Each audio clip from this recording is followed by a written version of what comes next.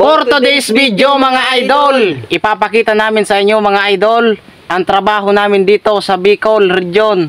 Papakita namin sa inyo kung ano ang trabaho namin dito sa Bicol. Pero trabaho lang namin ha, hindi yung trabaho nila. Kasi yung trabaho nila, iba-iba rin. Iba-iba rin kasi yung trabaho nila. Ito ipapakita namin sa inyo yung trabaho namin dalawa. Yan, kasama natin dyan. Siyempre, nandito yung Team Kaparot Vlog. Yan, tapos wala pa yung isa. Ito, papakita ko sa inyo mga idol. Ito pala mga idol, ang trabaho namin dito sa Bicol Region. Ito pala. Yan, ang tawag nito mga idol, drilling. Drilling nito ang tawag sa amin. Kasi, ito kasing drilling, hinahanap nito ang carbon dun sa pinakailalim ng lupa. Hinahanap nito yung carbon na maitim. Yung ginagawang pila, ballpen, lapis, lahat-lahat na, kahit ano magagawa nun. Ito mga idol, ito ang trabaho namin dito, drilling. Yan. Ito para, tingnan nyo mga idol. Ito.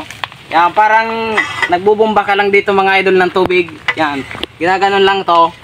Tapos, dito naman, meron ditong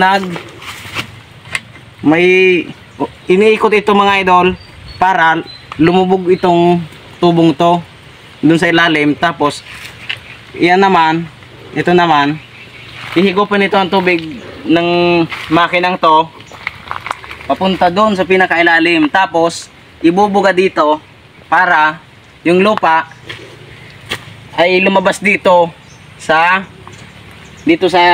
ibabaw, dito sa lana ito, yan.